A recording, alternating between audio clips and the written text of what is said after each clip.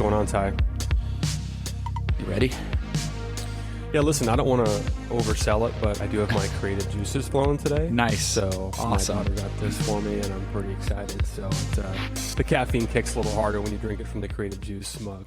Yep, absolutely. Mine's a little out of reach right now, so I'm just gonna have to weather the storm. I didn't think about that before I got set up, but I will say today's topic I think is going to be full of quotes, not just one or two. I think we're going to probably have a pretty good sized backpack full of quotes. So if you're listening, write down some of the names that you hear, because there will be some that you do know, and there may be some that you're not aware of. And we're probably going to pull from artists, fashion designers, writers, poets, art educators.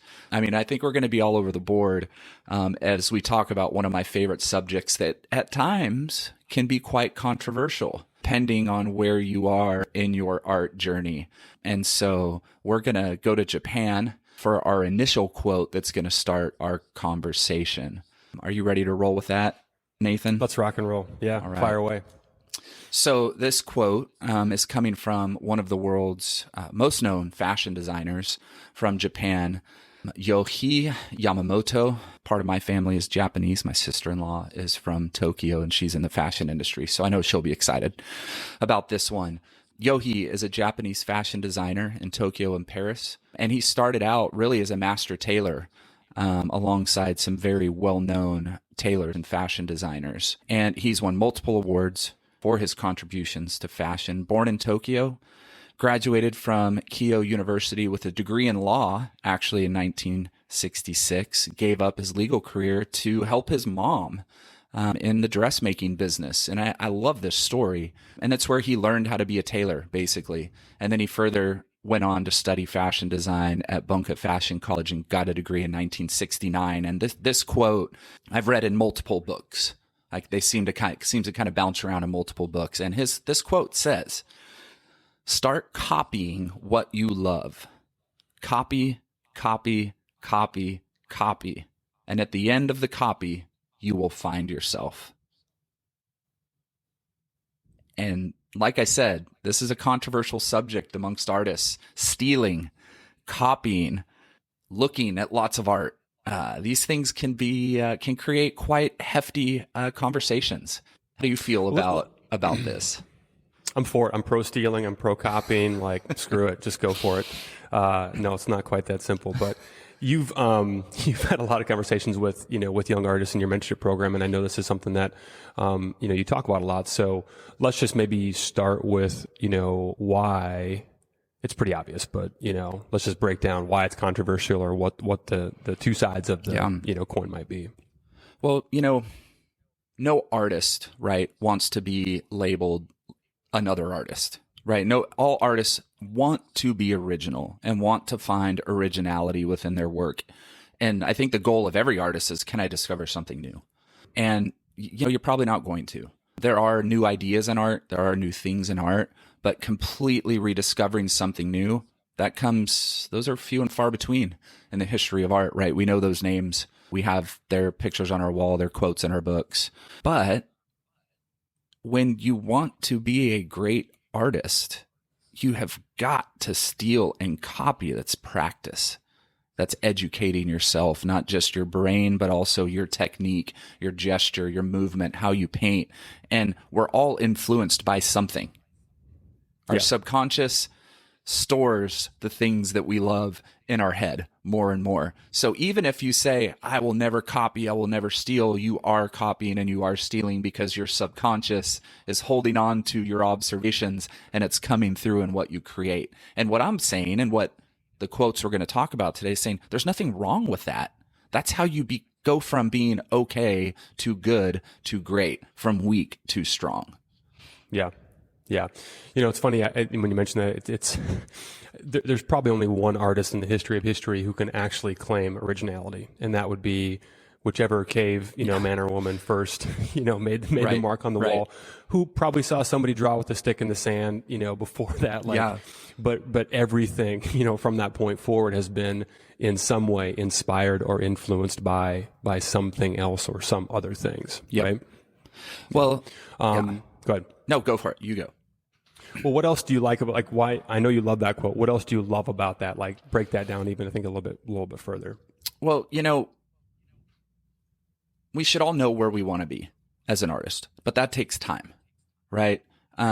If you are a landscape painter, right, or if you are a portrait painter, it's a little different than an abstract artist, but it's the same. Like, if you want to be good, how do the best portrait artists create their shadow and create their light? How are they utilizing color?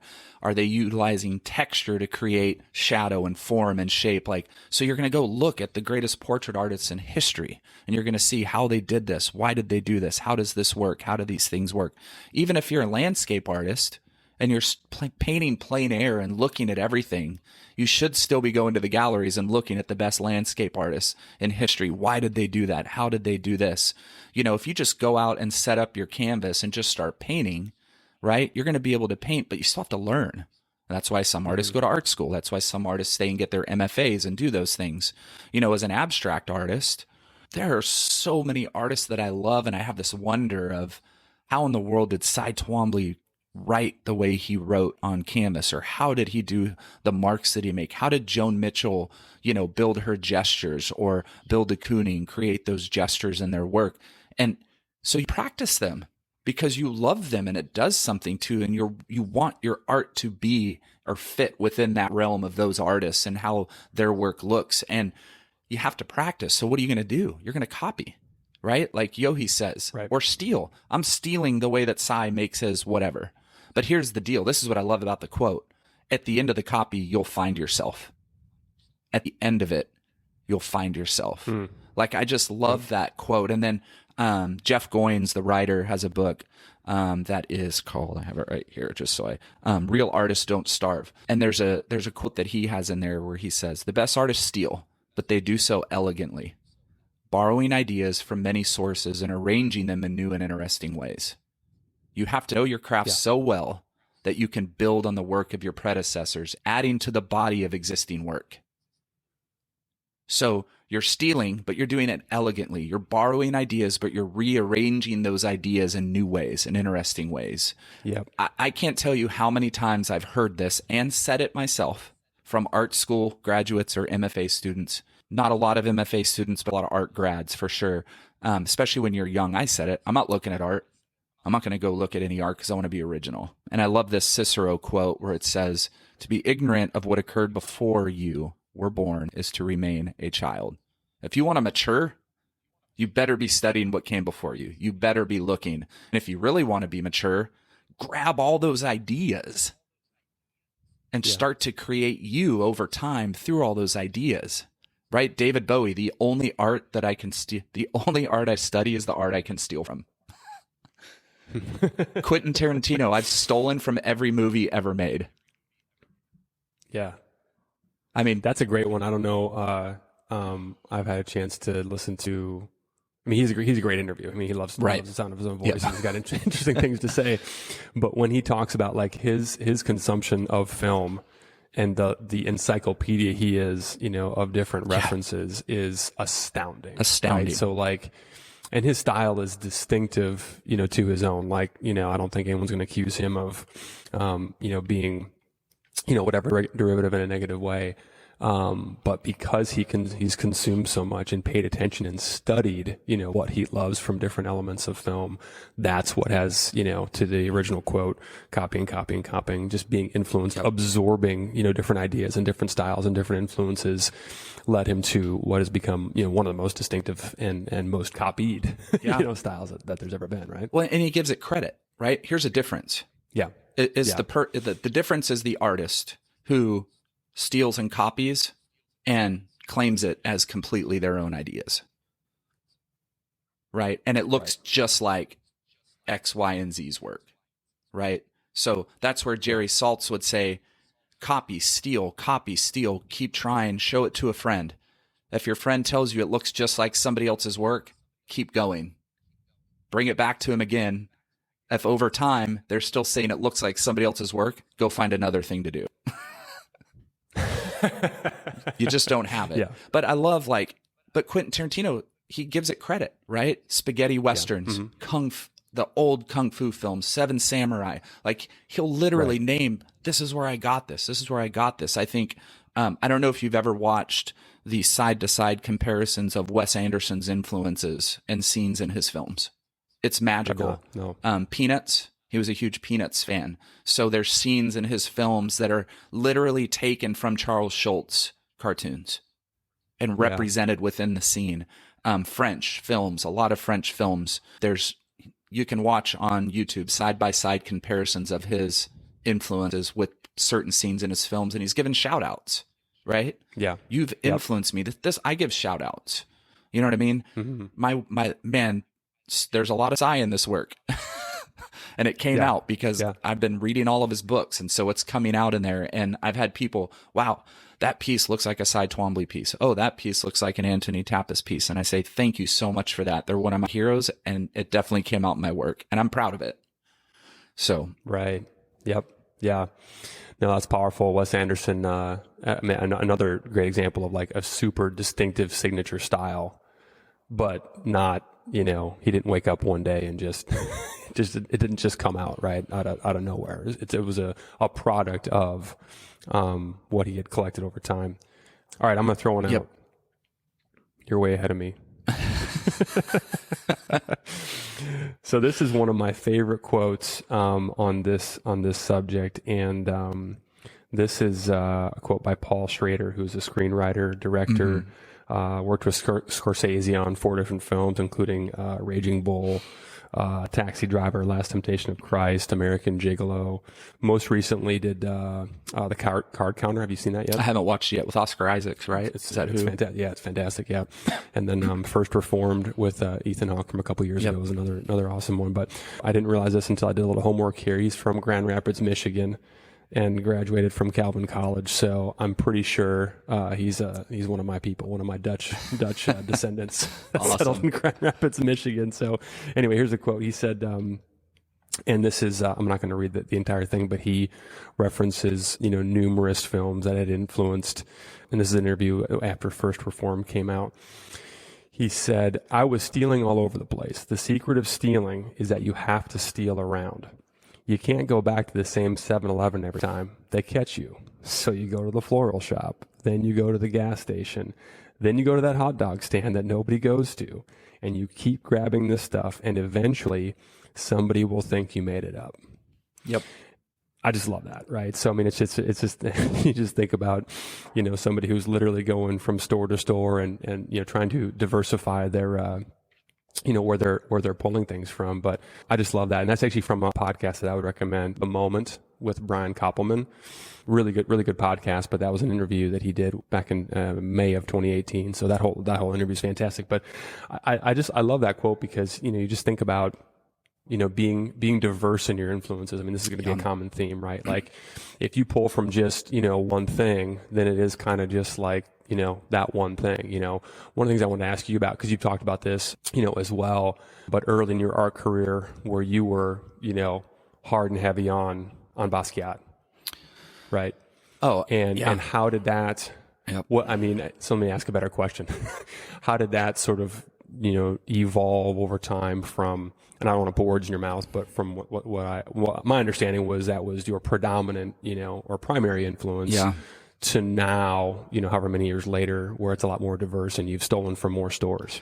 Yeah, 100%. I mean, we didn't know who Basquiat was in the 90s. If you're in New York and you were in the art scene, you knew who Basquiat was. If you were in places where the art scene was big, you knew who Basquiat was. But he wasn't, Jean-Michel was not your Jackson Pollock name at the time in the 90s, right? Like in art school, we all knew who Jackson Pollock was. We didn't know who Basquiat was, and he wasn't talked about. Well, the wonderful film by Julian Schnabel about Basquiat came out, the narrative film, and it rocked my world, like completely rocked my world. I had no idea what Neo-expression is or was at that time. No clue. I didn't know who Julian Schnabel was. I didn't know who I didn't even know who the informalists were at that time. Like I had no idea. I knew abstract art, abstract expressionism, the things I loved. And they're the typical names that you would know, right? In abstract art or abstract expression. And I love Dadaism. I love surrealism, those things as a young, art student. And honestly, when I saw the film Basquiat, I don't know what happened to me. Like something inside about this person who I couldn't, at that time, I could not name a black artist if anybody asked me to. And that is horrible. And it wasn't just that I didn't know any black artists. They weren't being taught about. Nobody knew. Like nobody was teaching about any black artists at that time in art history books, right? Like this is terrible. And so, man, the film, the music, the story, how he was creating, what he was doing just did something to my soul. And I immediately started dressing like him, wearing sport coats, around. And I started dumpster diving and painting on wood and, building frames like stretchers like he did. Like I emulated him. And I started writing around campus with chalk and markers. I started writing my own quotes, my Samo type quotes. And my favorite quote from the film, or one of his old Samo graffiti pieces, was Samo for president. Samo's political ideology, like all the things that he would write all over New York with his buddy Al Diaz. And I started writing things and making up my own quotes. Art is an oven at 450 degrees in 15 minutes, like making up my own things and writing Samo for Prez. And my nickname kind of became Samo for Prez. And so it was like, and everything I did was that kind of neo-expressionist style. But that's what really excited me about art, and how I could express myself in this way with spray paint and oil sticks and things I never even thought to use in art. And I mean, that was my big intro for sure. And I copied everything. It didn't look just like it, but you could tell, oh, he likes Basquiat. Right. Yeah. Yeah, and I think that's important you got to start somewhere, right? I mean, but one of the things that you mentioned to me was, or that you just said that really landed, was just how one thing leads to another, right? So maybe that film was what led you to, looking into Schnabel's 100%. artwork, right? And I think it's important to, if there's probably a few different takeaways from today, but that's one of the things that I think is really important to emphasize, is the value of chasing your curiosity and just going where those rabbit holes lead, because one thing leads to the next thing, leads to the next thing. And, there's never been a better time to be omnivorous in your consumption of different influences, right? Like, YouTube's pretty damn good at guessing as to, when you look at one thing, there's like, you know what? I didn't know I wanted to see that, but I actually did. And thank you very much. And Instagram is terrible at it.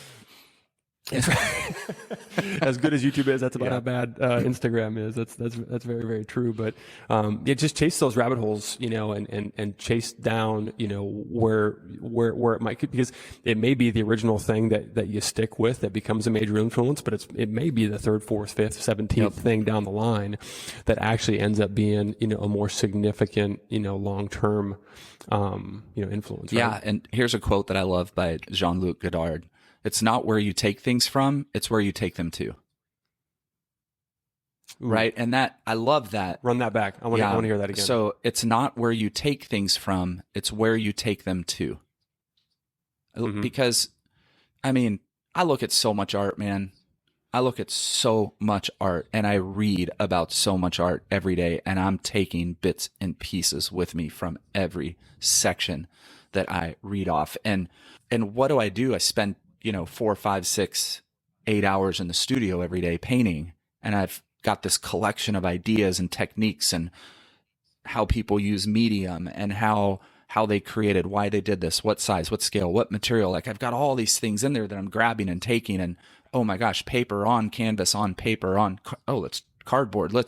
But it's not about like who I'm taking it from. It's like, where am I going with it? And over time, the goal is it becomes you. But you're also furthering the ripple of water of what was created before, and you're taking it in places that maybe could have never gone before. Another quote I love by Gary Panter says, and it goes with this one, if you have one person you're influenced by, everyone will say you're the next whoever.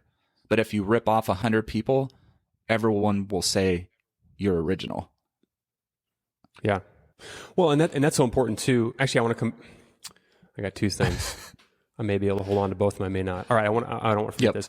So what your previous quote, as far as, where you take things to, talk about how every significant movement, with very few exceptions, came from a group of artists who spent a lot of time together, who spent time in each other's studios, who would show one another their work and would respond to, right? So talk more about that. Yeah, I mean, go back and read art history and you'll find those groups, right? You've got, I'll just go to the Impressionists, Manet, Monet, Degas, Bernadette, all around each other's studios, all seeing each other's work, and all influenced the direction of Impressionism, which I think we've talked about in a past podcast. But most people don't know that Bernadette, the female, was one of the largest influences on that group of men, right? And it's like the things she started doing in painting, they saw, they loved,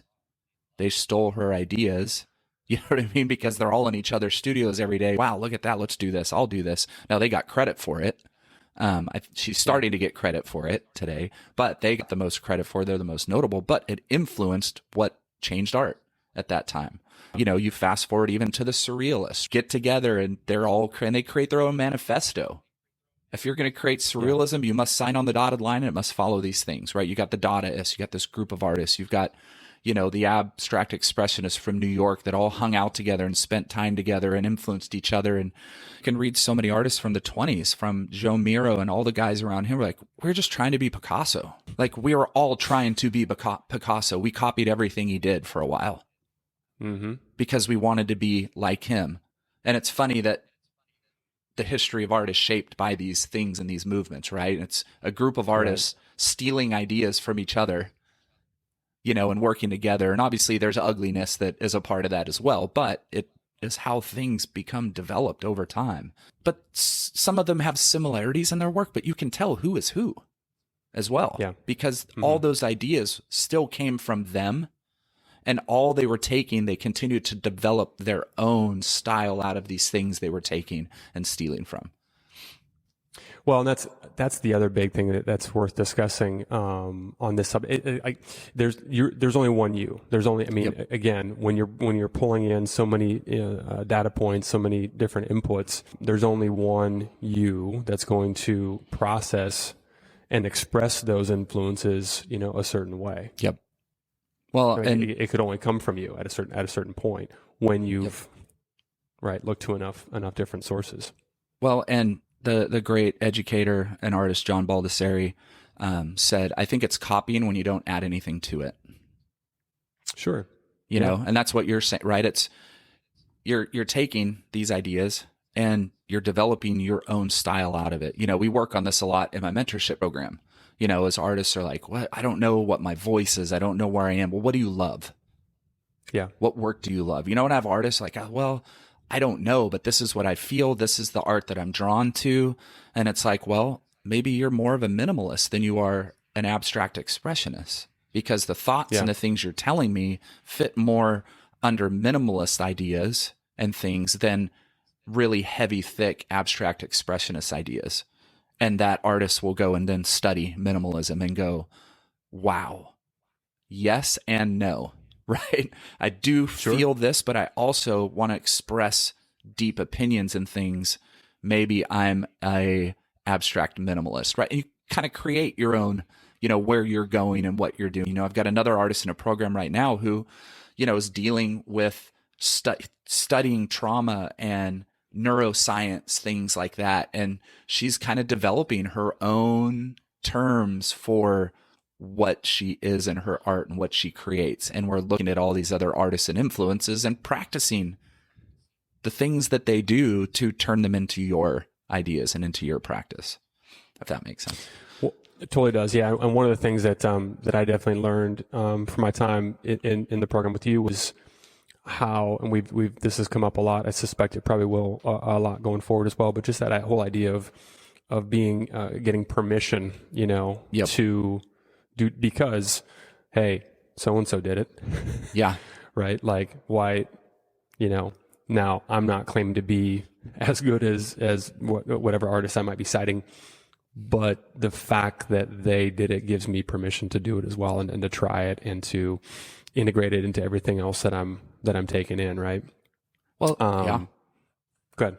And I mean, you know, we say this all the time. There's no no's in art. Yeah. If you have the idea, if you like something, go do it. Don't Don't wait for somebody to say there's a right way and a wrong way.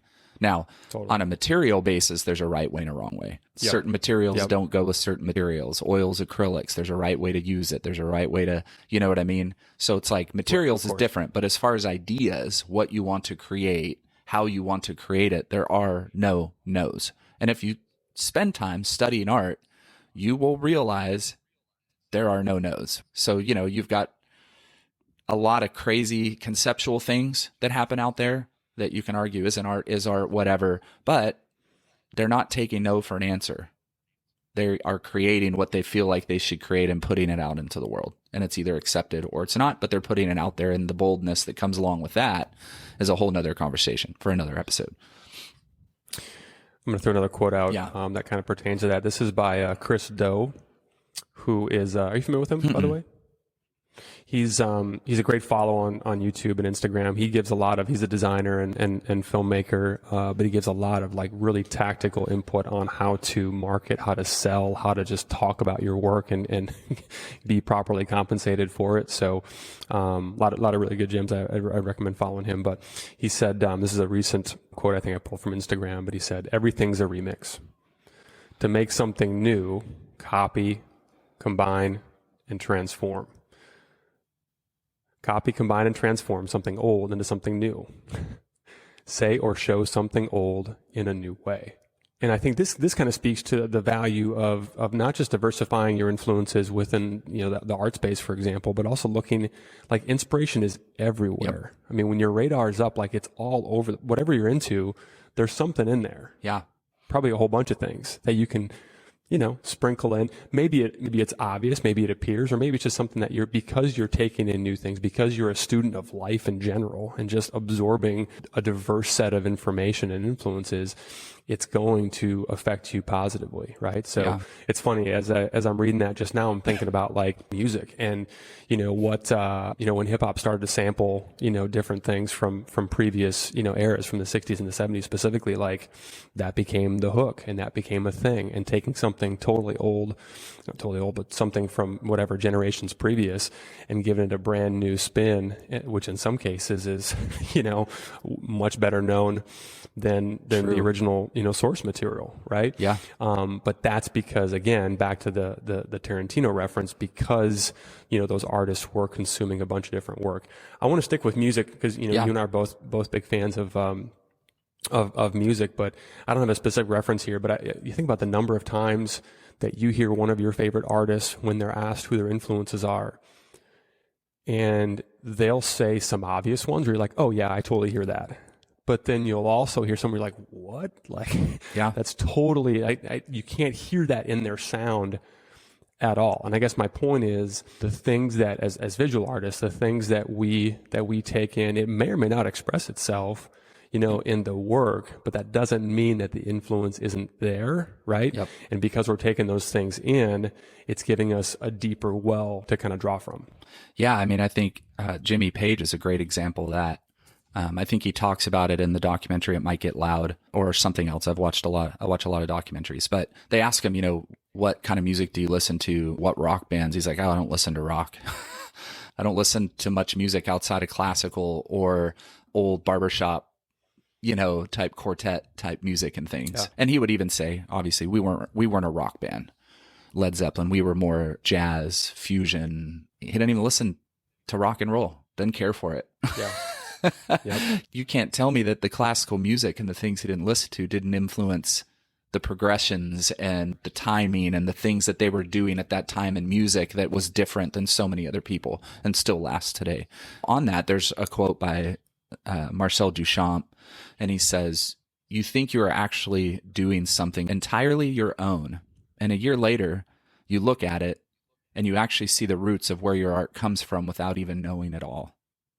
So the artist who is doing their homework over time will prove they've done their homework, so to speak. Right. Yeah. Right. And there's plenty of quotes we could go into on if you're only working with your ideas, you're not going to go very far. But if you're working with a whole lot of everybody's ideas and you're doing your homework, your work has ultimate room for growth. So I've definitely heard, just in conversation, I've definitely heard artists talk about how they genuinely believe that they have come up with something completely original.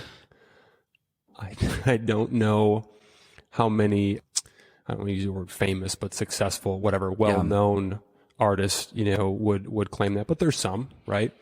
So I wonder, what's the case to be made for trying to insulate, going the opposite direction, right? The case for not copying, the case for really trying to genuinely just come up with something that is truly original. Is there a case to be made for that? Because we're both clearly on team copy and steal, right? So Yeah, I mean, let's talk about the other side of the coin.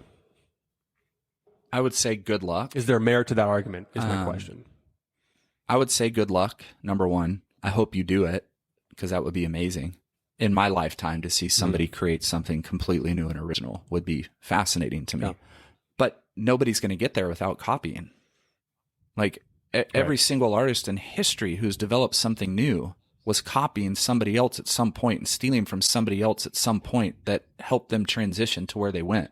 You look at every facet of art history through time, post cave painter that created their colors from grounds and spit them on a wall. And I love when Jerry Saltz talks about the origins of art and the way things worked. But it's like post that time, it's steal and copy and then grow into your own. So every major movement in art, you look at those artists and then you look 5 years prior to them changing the face of art, they look like somebody else or one of their heroes' works, right? That's I mean, that's anything in life. That's music, that's playwriting, that's filmmaking, that's anything in the creative arts, that's dance, right? There's been constant forms and evolution in dance. And I think breakdancing, hip hop, stomp, like all these different new forms of dance that have started to show up on TV, show up in films and things where they haven't been recognized before.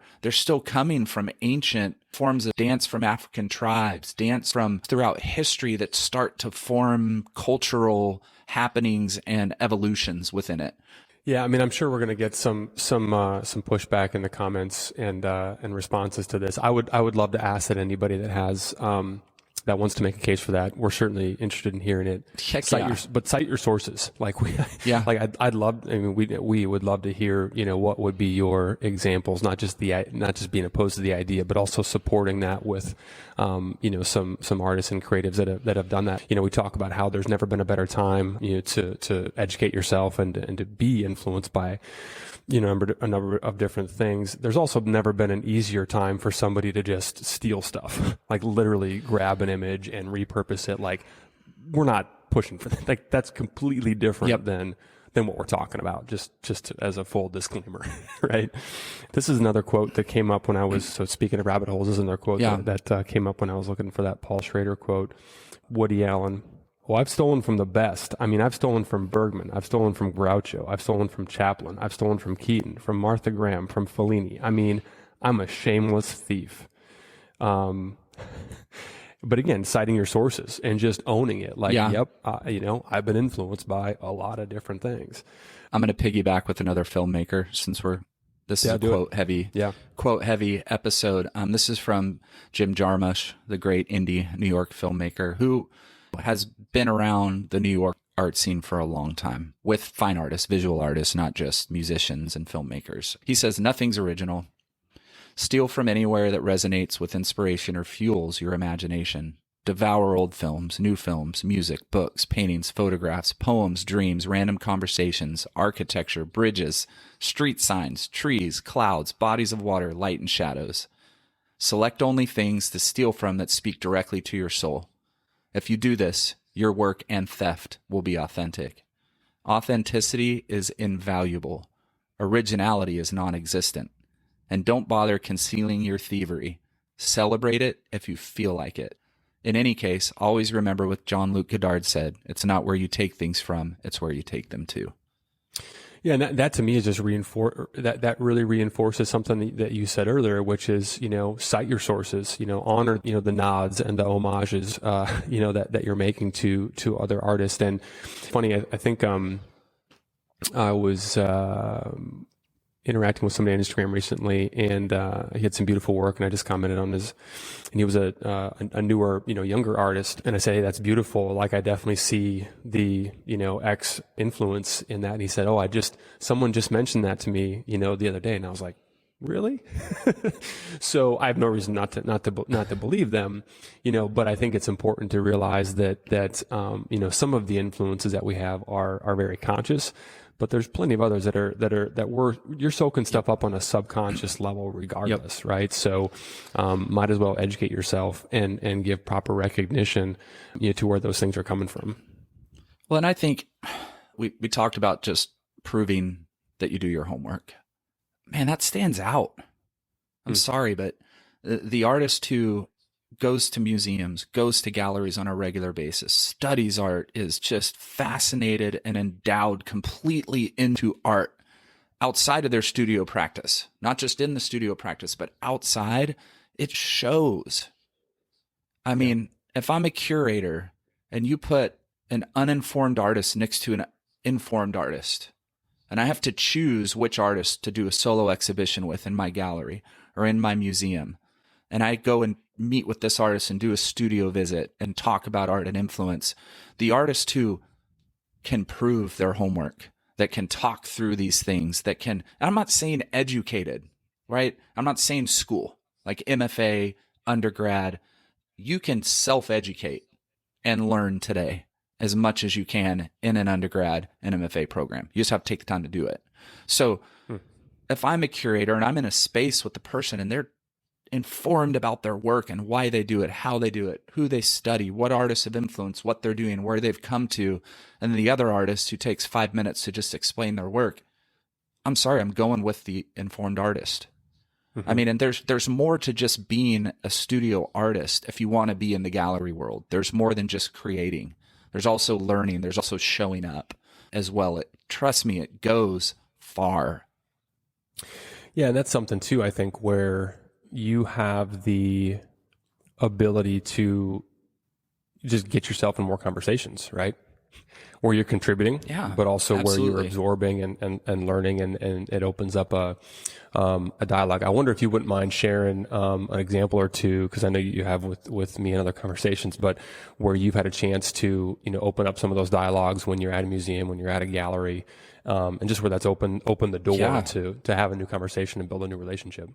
Well, my first solo exhibition in Charlotte, North Carolina, my mentor came out to the show, Mako Fujimura, Japanese-American abstract artist, brilliant. Definitely look him up, possibly read a few of his books as well, if you want to read.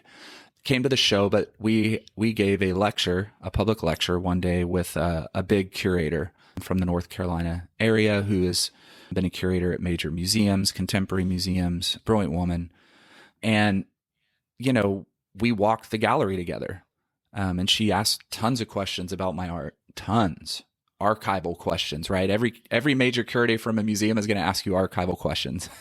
And why is your work archival? Why is it not? What are you using? Is that archival? Like things like that, right? But also, I see some influence here. Yes, this influence is coming from here. And she was doing it, right? She was not leading me. She was like, prove yourself.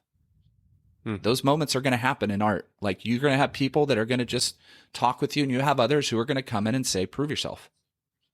And so be prepared. And I luckily I was prepared. And so we were able to talk about these influences and how I've changed them and how they've adapted in my work. Why am I sewing? Why am I not using these things? What are the reasons for that? Not just story, but I'm bringing art history. But we gave a lecture the next day to the community.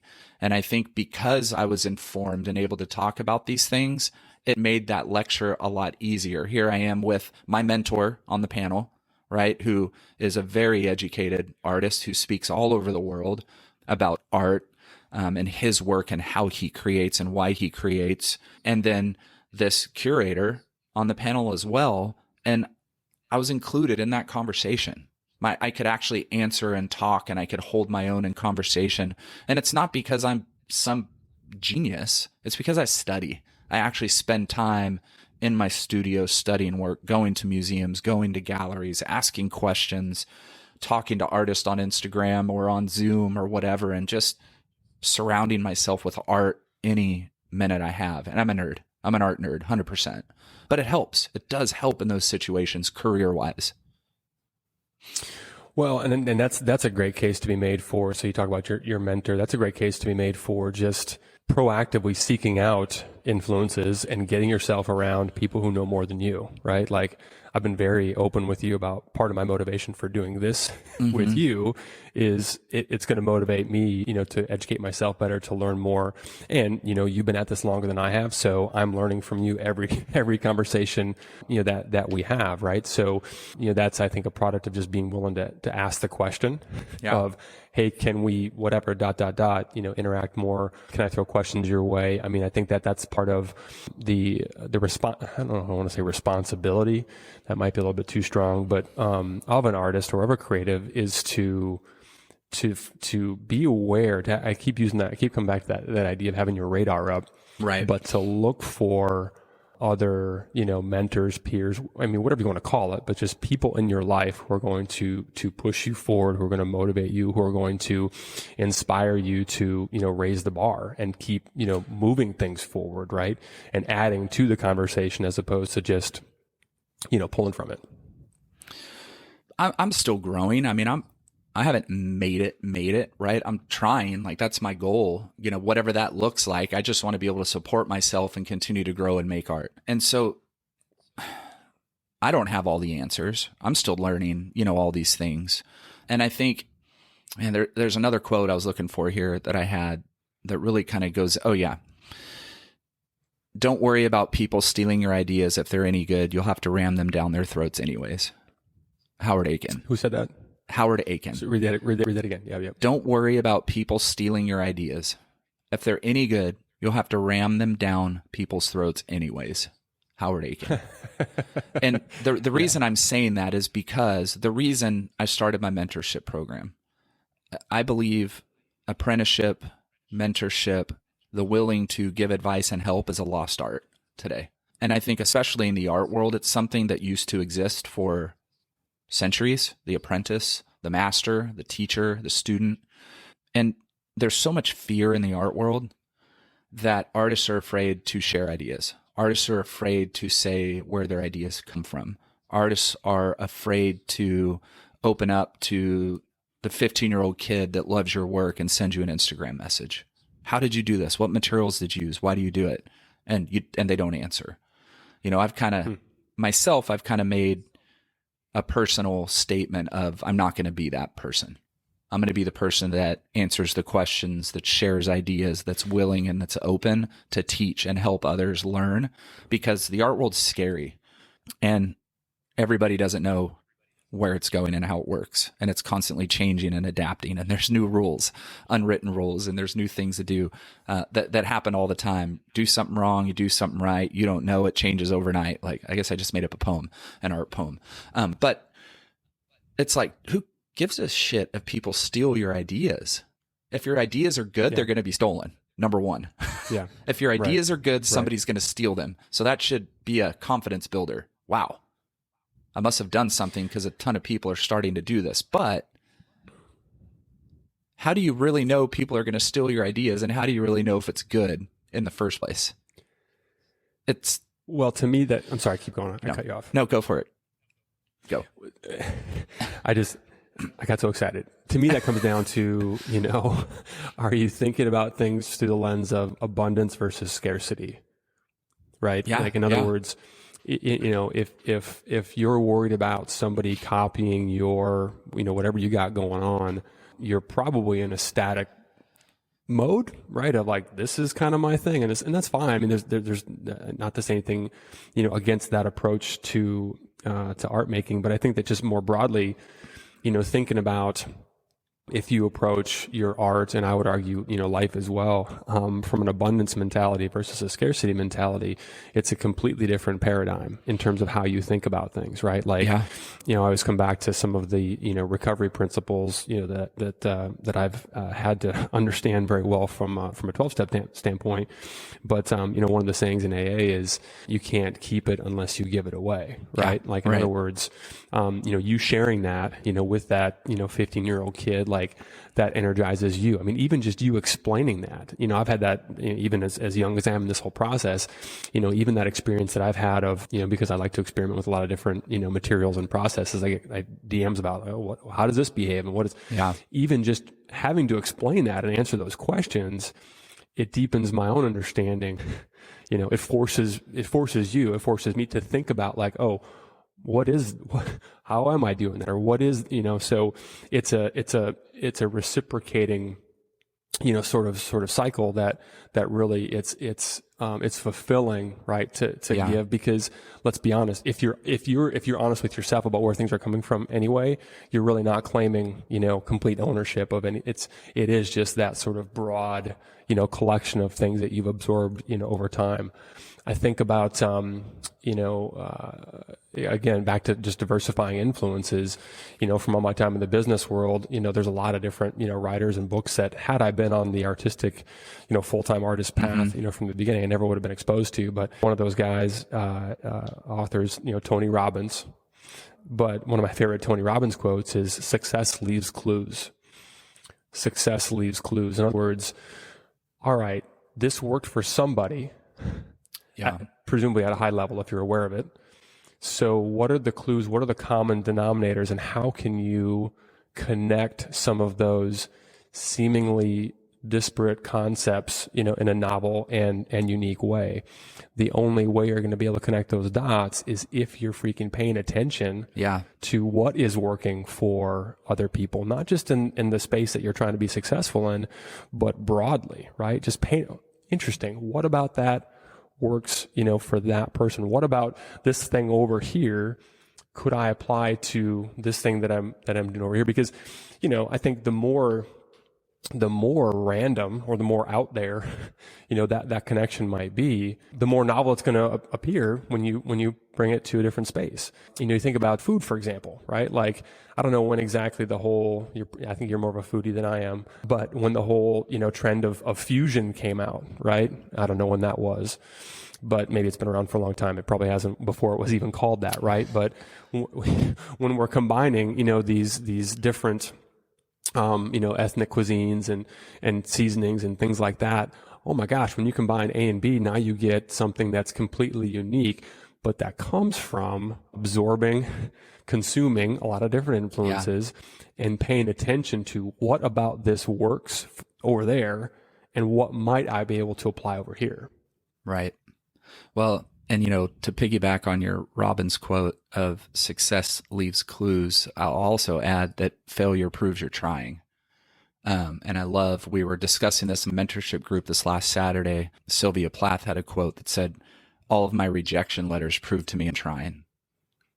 And it's like, taking that a step further is like, if you're successful in becoming you through all your copy and your theft of things, like there will be clues of why you're being successful, right? All those things. But then also, you still, in order to get there, you got to put yourself out there.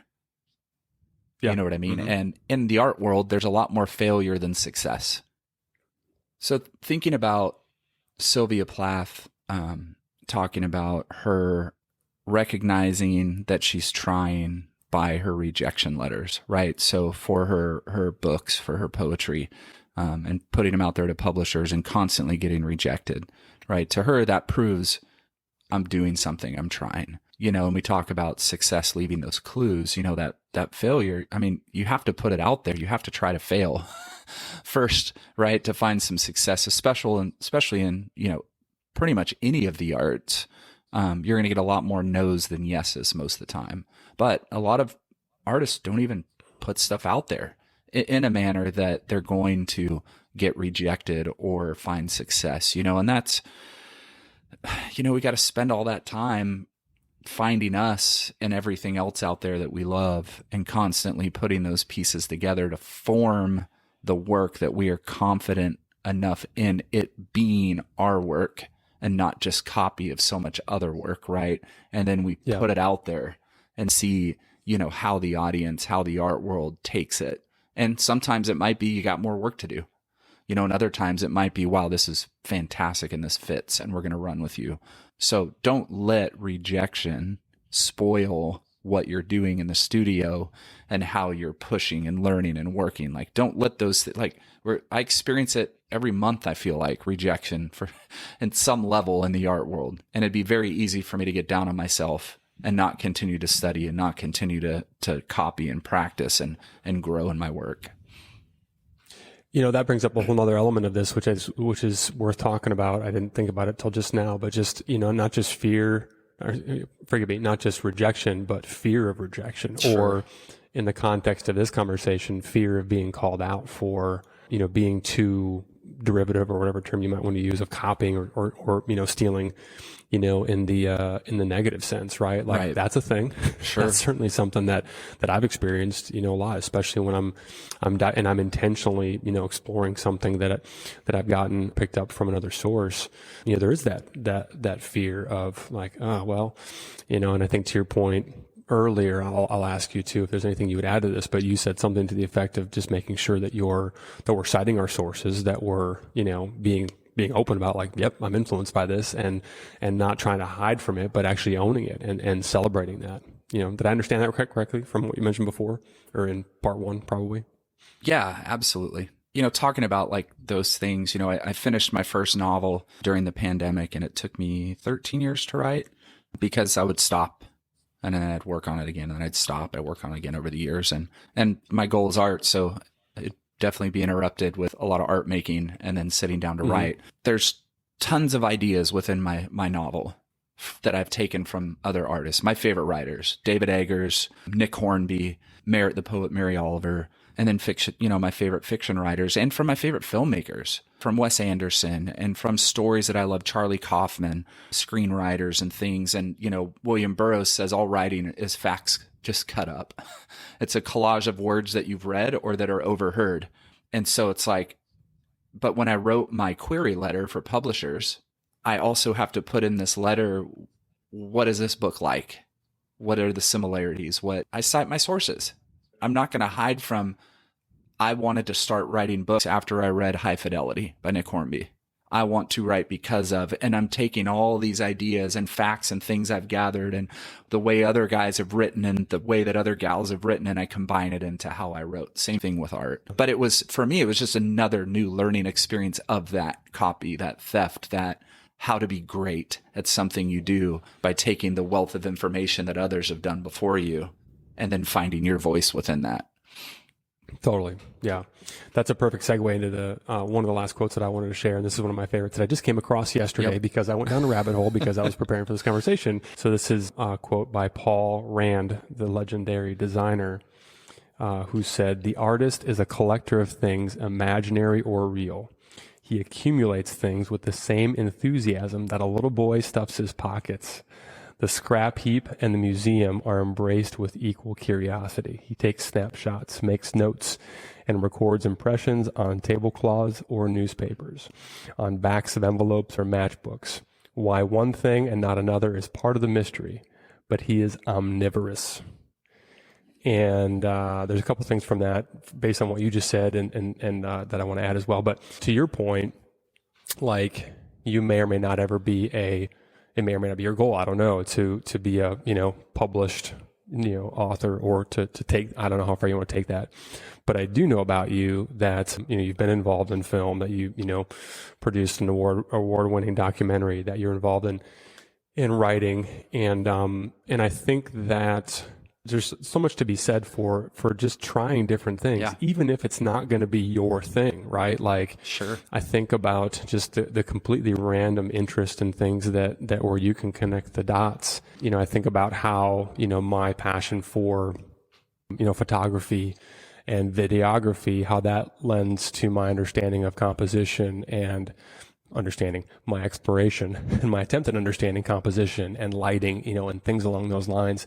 But one hand always washes the other, right? Yeah. Like, it's impossible to sort of, separate out, oh, this is just, writing this is just writing tie. This is just filmmaking tie. This is just artist tie. Or even broadly, even beyond, in things that may or may not on the surface have anything to do with anything else. We're collecting, we're stuffing our pockets, whether it comes from the scrap heap or the museum, it doesn't even matter. And the thing I love about that is the very last word, omnivorous. In other words, I can take meat, I can take fruit, I can take vegetables, I can take any food, anything edible, and I can convert that into fuel. Yeah. Right.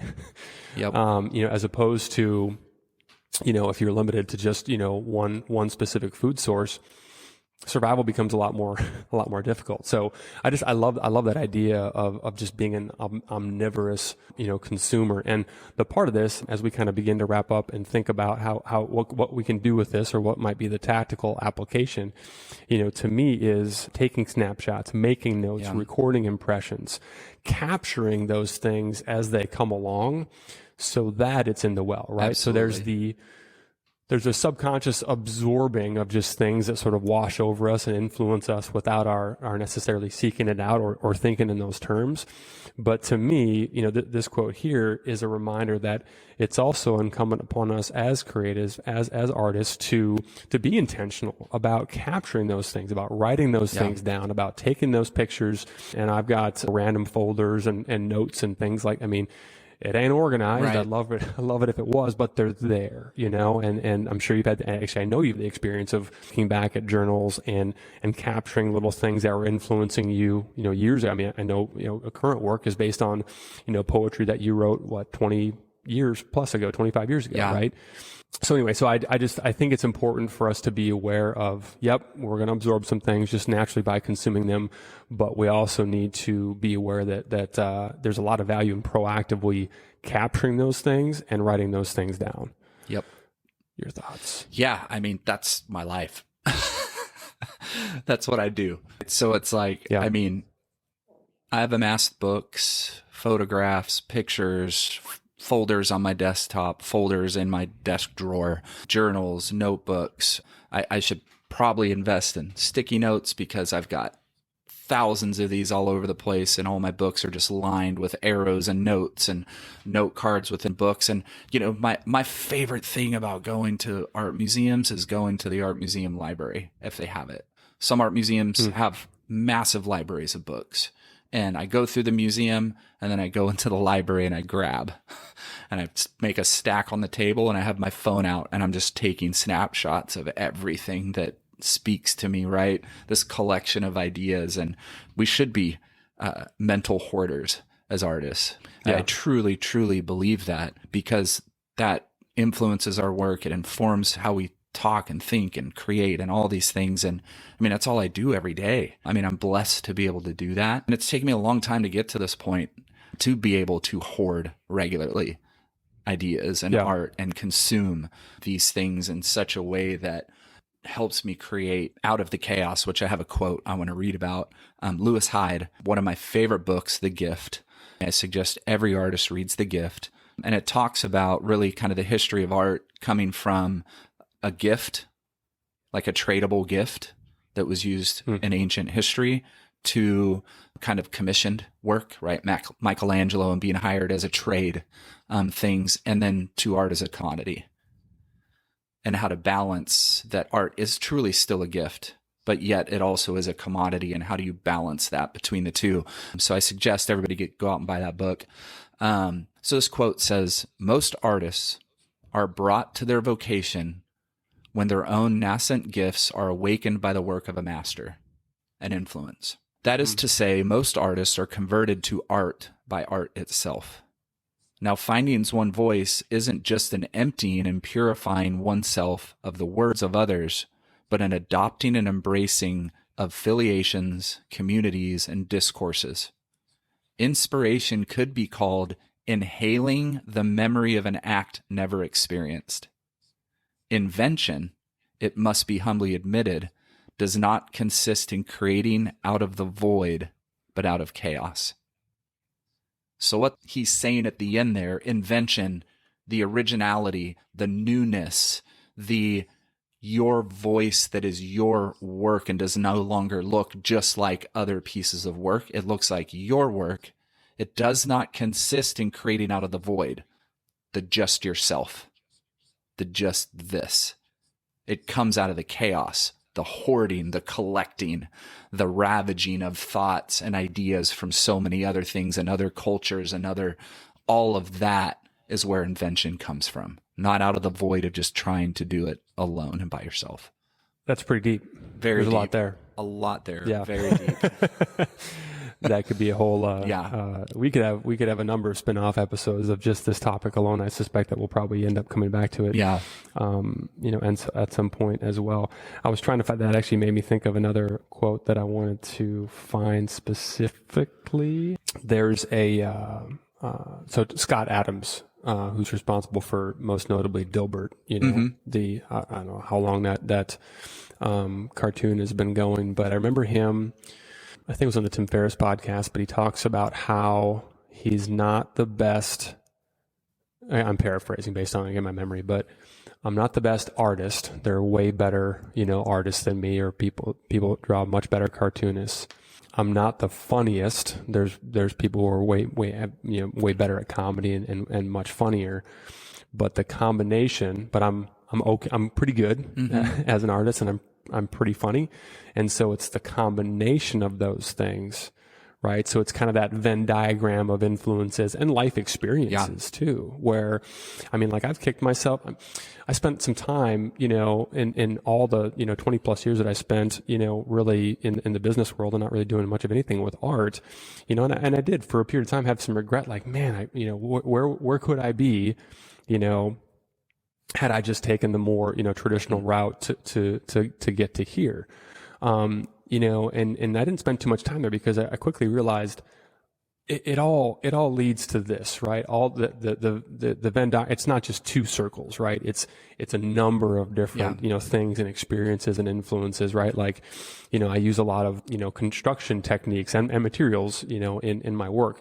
I'm a shitty, tradesperson, right? Like, ain't nobody hiring me to do anything but, maybe haul some heavy stuff around. And even that window's probably past as I age here. But, but I know enough about like kind of how to use different materials and how to, use different, different techniques.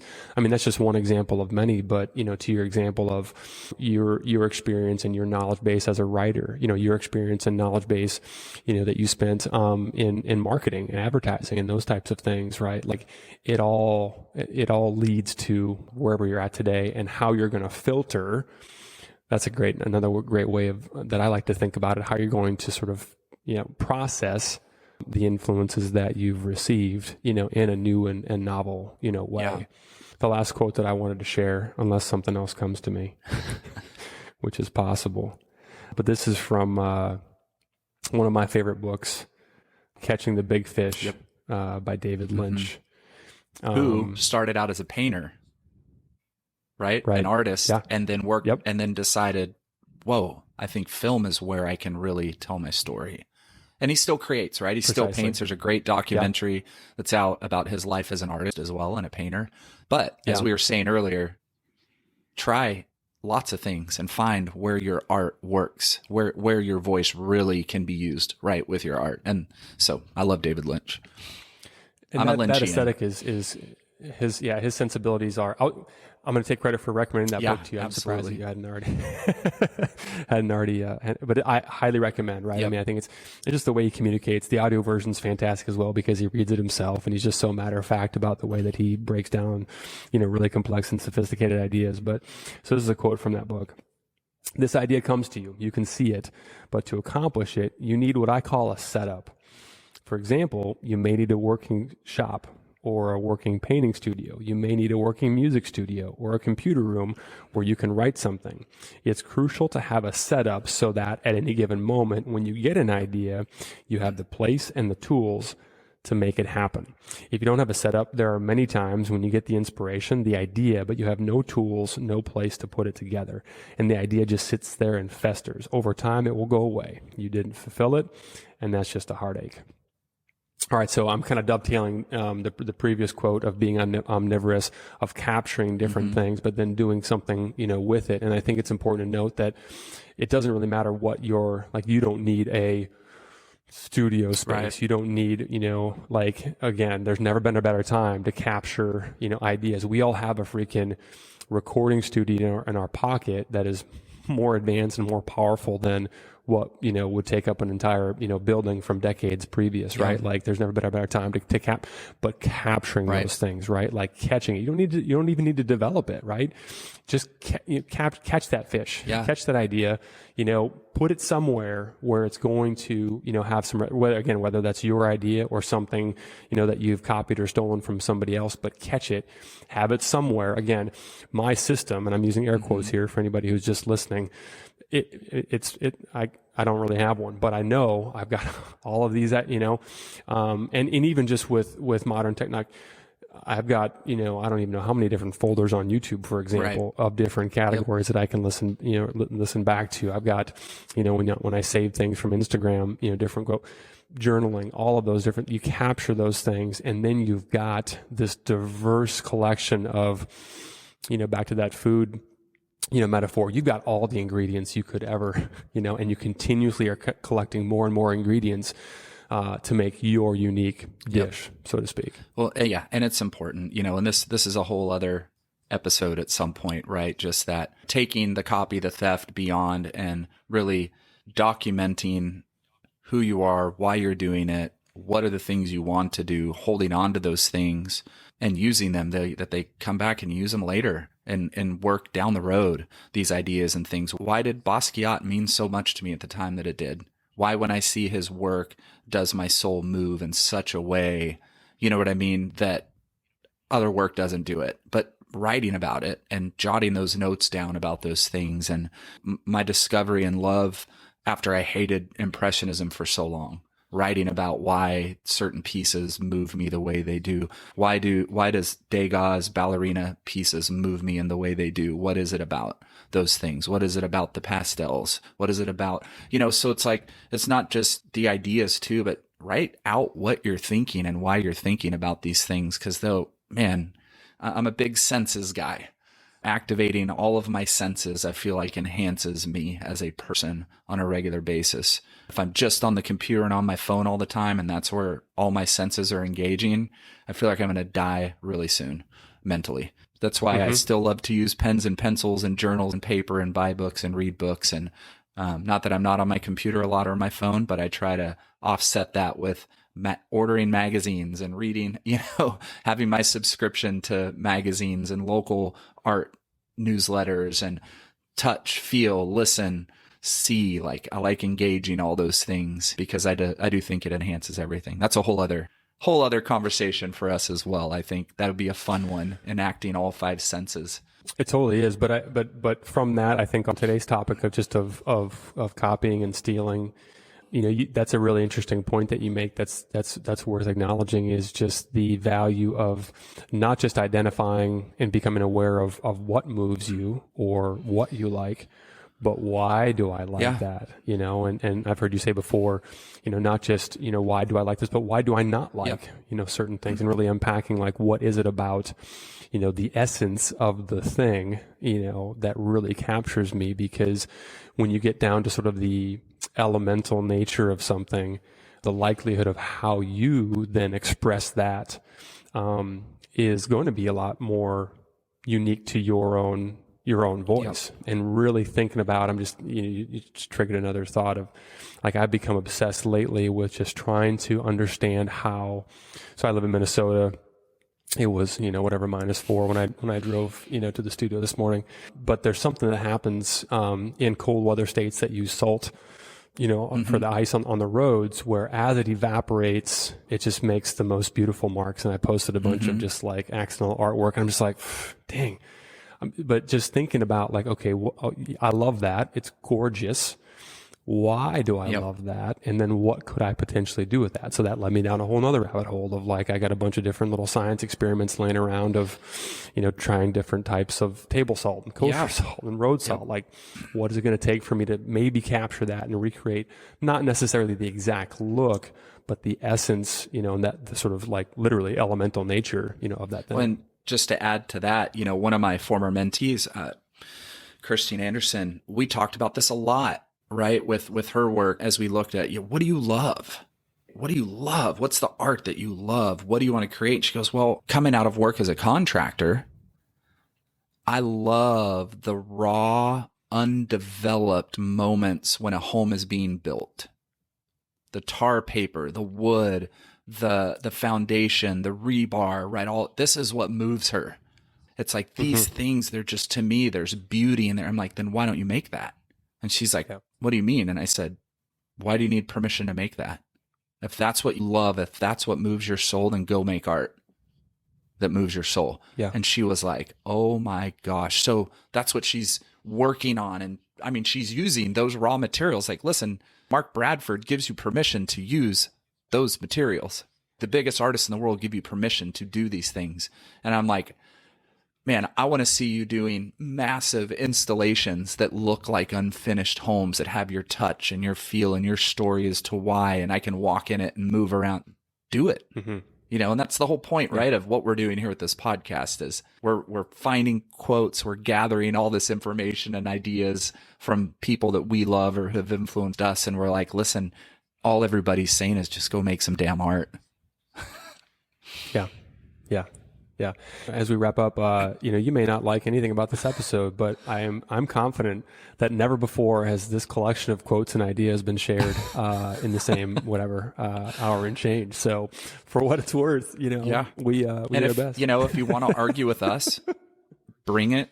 We'd love to argue with you or debate it, but you can also go ahead and debate with some of the most known artists, writers, filmmakers, musicians, poets in the history of humankind, if you want, as well, because they all say, if it's going to be a battle, we put some monoliths on the front lines ahead of us.